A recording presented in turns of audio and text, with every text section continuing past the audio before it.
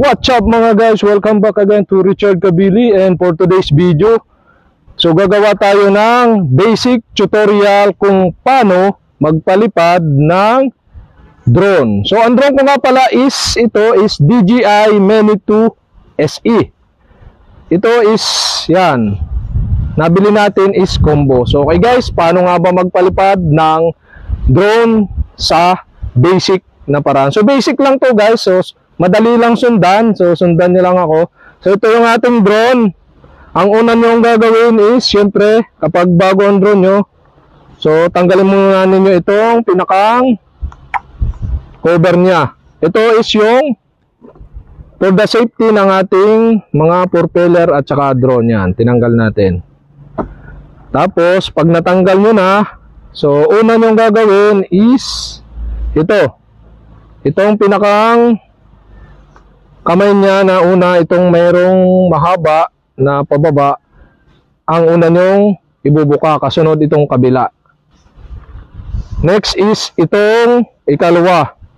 So hindi nyo pwedeng unahin itong huli na paa, dahil pag inuna nyo siya, for example yan, kaya nito, yan, o pag inuna nyo to, hindi nyo na mabubuka itong isa na paa. Dapat una itong nasa harap, yung pauna, pag ganun ang bukas. Tapos ito is pag ganun. Yan, tapos itong kabila. Yan guys. Ito na yung ating DJI Mini 2 SE. So ayun guys, makita nyo, meron siyang mga sticker. So nalagyan na natin ito ng bird repellent or anti-bird. Dahil kung napanood nyo yung ating mga video na nakaraan, so meron tayong mga video doon na yung ating drone is sinugod ng uwak. So tatlo agad yun yung sumugod. So panoorin nyo na lang. So okay guys, ito na. So itong yung gagawin, kapag nabuksan nyo na yung pinakang kamay nya, tatanggalin man nyo itong cover nitong gimbal na camera sa unahan. Yan, ingat lang sa pagbubukas, baka magasgas yung ating camera. Then after nyan guys, ito na. Next, yung pinakang battery natin, open nyo lang yan.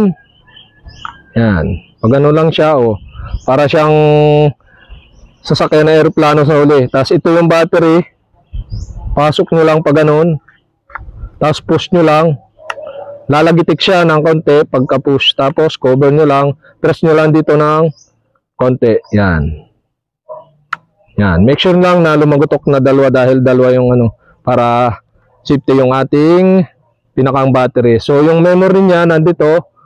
Yan, ito yung memory card natin. Yan, micro SD siya.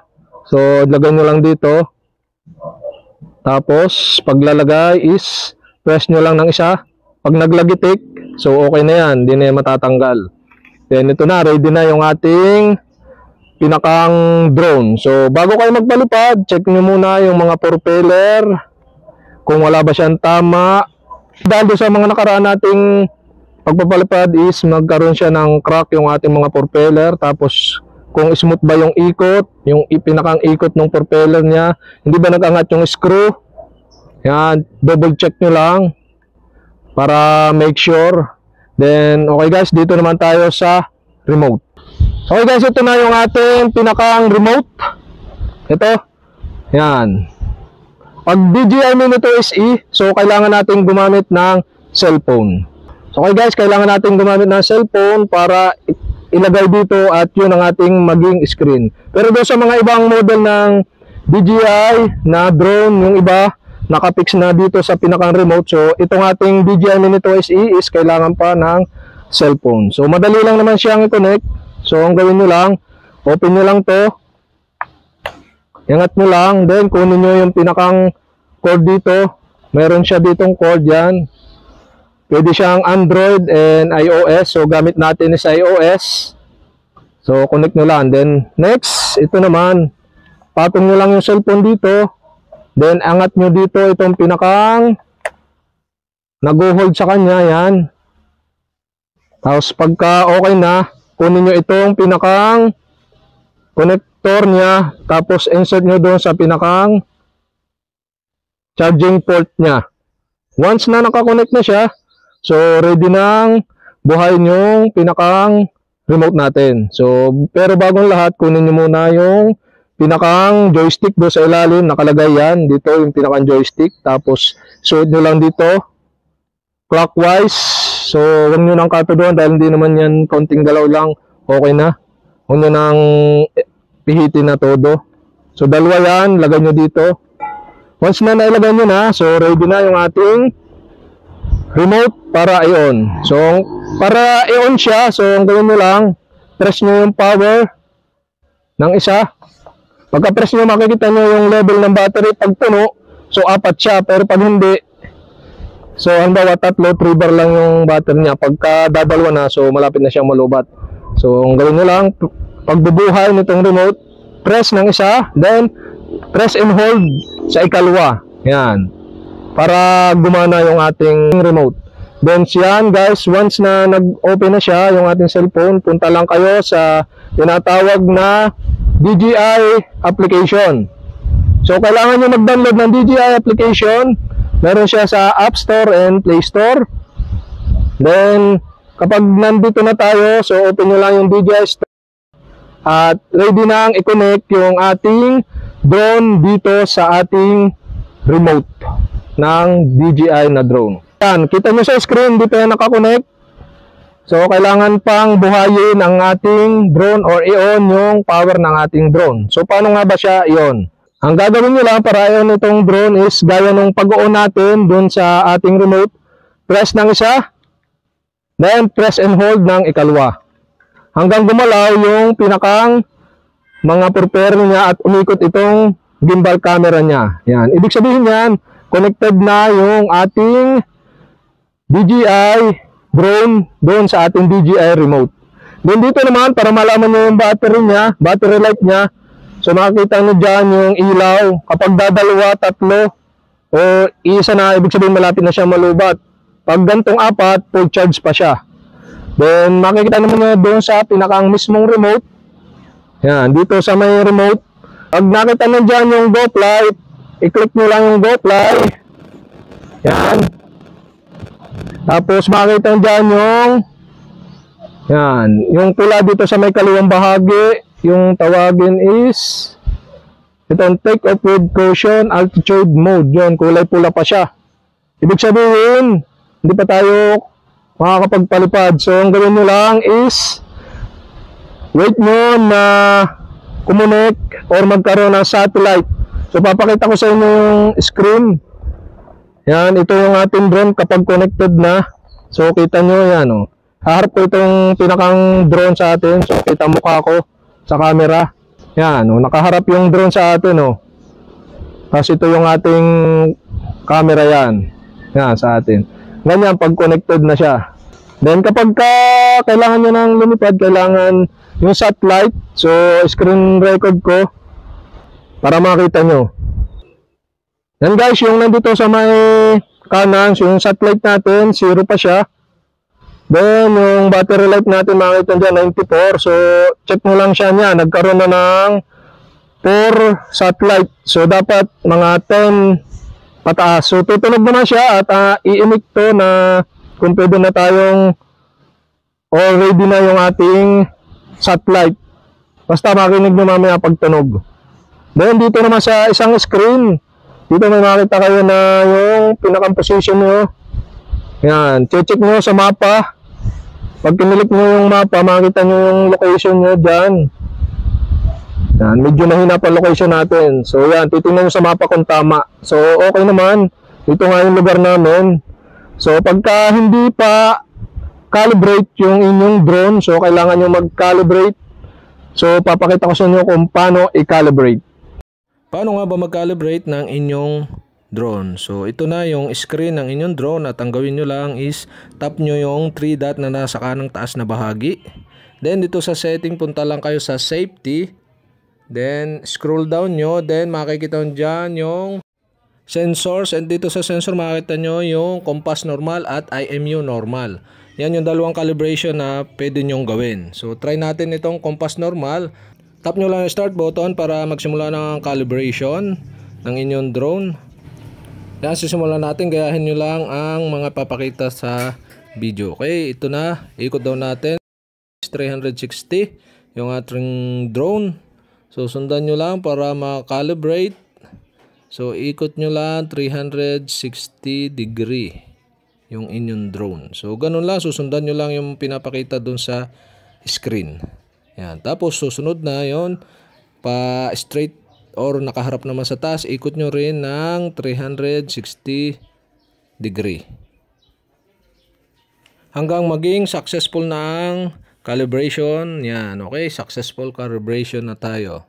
Then ganun din ang gagawin nyo sa IMU normal. So tap nyo lang at gawin nyo lang yung pinapakita sa screen. Okay? At hanggang sa maging successful na rin yung calibration ng IMU normal. Once na na-calibrate nyo na, so ayun nga guys, tama ng position ng atin, then na-calibrate nyo na.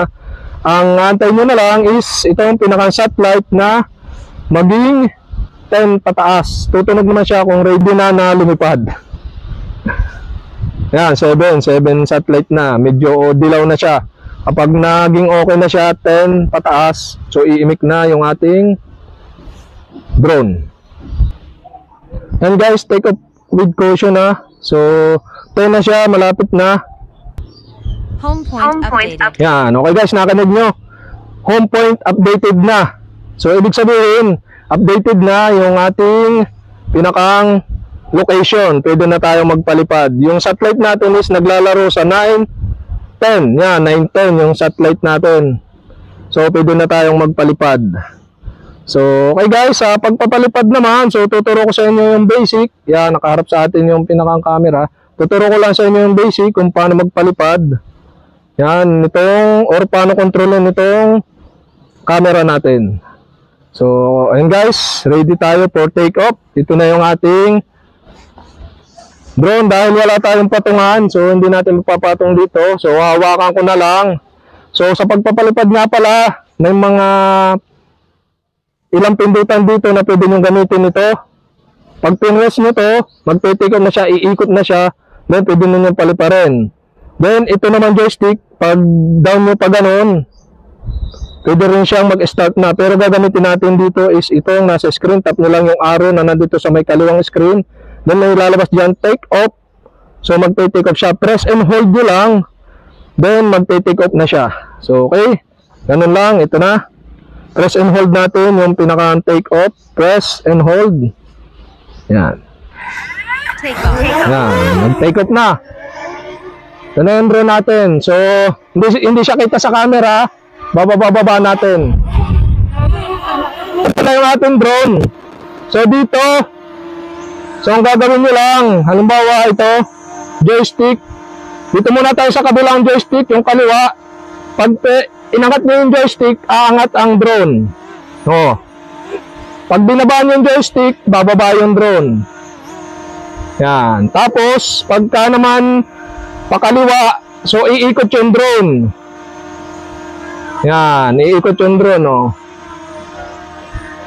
Pag naman pa kanan, iikot naman pa kanan. Yan, kita nyo naman sa video yan, oh, pa kanan naman. Tapos dito, yan, tapos na tayo dito sa kaliwang joystick. Dito naman tayo sa may kanan joystick. So pagka pataas ang tulak nyo, kung saan nakaharap yung drone, so doon siya ang punta. Halimbawa ito, yan, oh. Ito dapat pumunta sa atin pag pinress natin, paangat, yan. Oh. Yan, pati na, oh, malapit na. Tapos pag patras naman, so ito naman pababa yung joystick. Oh, yan. Yan guys, pagka naman dito sa pakaliwa, yan. Hop, oh. Pag gano'n naman, kung saan nakaharap yung camera, pag gano'n yung takbo ng drone, oh, pakaliwa. Pag naman pa kanan ng joystick natin, yan, pa kanan din yung takbo ng ating drone. Yan, guys. Oh. Sa pag-capture naman, guys, ng video, so pipindutin nyo lang itong camera dito para mag-play yung video. Yan, nag-play na yung video. Yan, nag-play na siya. Tapos pagka gusto nyo ngayon, press nyo lang ulit para mawala yung pinakang video niya. So try na natin i-play. Yan, yun yung video niya. Pero pag gusto nyo i-switch ng picture mode, pindutin nyo lang to. Halimbawa, naka-pause. Yan, hindi na siya nag-play. Pindutin nyo lang to para maging picture mode. Yan, picture na. Tapos, pag gusto nyo picture, pindutin ulit yun to. Yan, capture. Tapos, balik na sa video, pindutin nyo lang ulit ito. Tapos, play nyo na lang ulit yung video. Yan, naka-play na ulit yung video. So, try natin iikot ulit yung drone. Yan.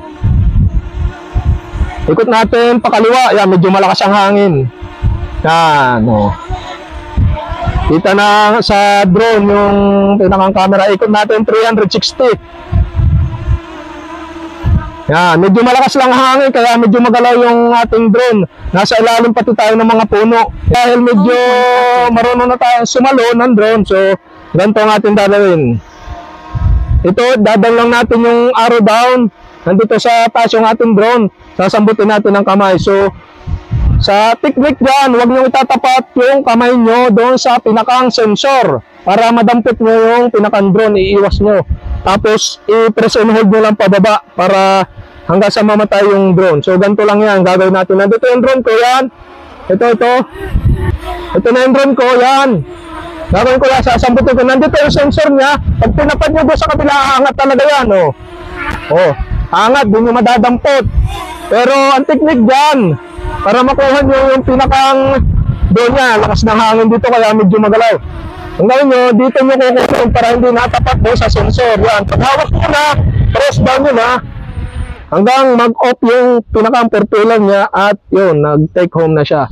Ganun lang kadali na pag-take home at pagsalo. So kapag baguhan kayo, so pwede nyo diretso sa baba na lang, landing. Or hayaan nyo mag-take home, diretso siya pababa. So pwede rin namang idiretso nyo control pababa. Ganun lang hanggang lumapat sa lupa at mag-landing. So guys, ito na, halimbawa gusto nyo mag-landing na, ibaba nyo lang hanggang dito yung inyong pinakang drone gamit ang joystick. So yan, baba lang natin, dahan-dahan. Yan, baba nyo lang hanggang lumapat na sa baba. Landing. Yan, landing na daw, landing. Yan, kapag nakalapat na ng ganyan, automatic na siya mag-o-off yung four-pillar. So ganun lang kadali paglalanding gamit ang joystick pababa. So ayun guys, ito na yung kung paano naman siya paangatin. So gamit ang joystick natin. So kanina pinakita natin gamit itong pinakang take off, press and hold. So gagamitin naman natin itong joystick. So pag ano siya, pa-slant, pagitna, pareho, pababa. Para mabuhay yung pinakang drone natin yan. Tingnan nyo yung pinakang drone, mabubuhay siya pag ginano natin. Yan. Take off. Yan, nag-take off na. Pinress ko lang yung dalawang joystick pa ganun. So, naikot na yan. Tapos saka nyo, iaangat ng joystick pataas. Oh, yon. Point updated. Ganun lang, oh. Yan, nakaangat na uli siya. Then, okay, ganun lang, guys, ang pagpapangat. Then, ayun guys, try naman natin dun sa malayo yung ating drone. So lilipat tayo, nandito tayo sa medyo madaming puno. So lilipat tayo doon sa pinakanghawan. Tuturo ko sa inyo yung pagpapalipad na taas, papakita ko. Tapos kung paano mag-landing. Okay, let's go. Lipat tayo ng position. Dito guys, pinaangatan natin ang drone pero hindi nakatutok sa atin yung pinakang camera. So ang gawin nyo lang, meron kayo makikita na bilog doon sa may kaliwang remote control natin. So slide nyo lang left or right. So left or right, tataas bababa yan. So dito nakatutok na sa atin yung pinakang camera. So try naman nating tutok yung pinakang camera sa baba. So ang gawin nyo lang, pindutin nyo lang yung F button, FN button para tumutok sa pababa. Yan. Kapag nakatutok na, so okay, try na nating iangat pataas ang ating drone. So okay. Pagka gusto naman uling itutok naman uli pa diretso, so FN lang uli para pumunta doon sa diretso na tutok. So okay, ganun lang. Then lipad na natin ang drone, testingan na natin ang drone natin sa ere.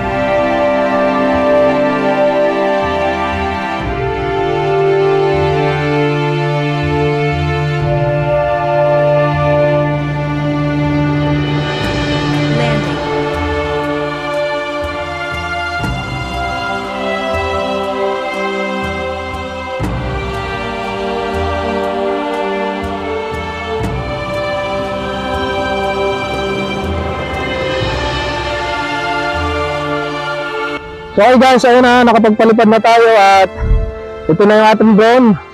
So sana may natutunan kayo sa ating ginawang tutorial nitong kung paano magpalipad ng drone. At kapag may mga katanungan kayo, mag-comment lang kayo below. Then kapag hindi ko pa kayo subscribe, mag-subscribe lang kayo sa aking YouTube channel para sa mga video ko pa na tutorial like this. So okay guys, so ito na, paano nga ba siya i-off? Ganun ulit ang gagawin. Press ng isa, then press and hold para ma-turn off yung pinakang drone. Yan, wala nang ilaw. Ito naman, ganun din. Press ng isa, then press and hold ulit. Yan, naka-turn off na siya. So okay, ganun lang, and salamat sa panonood.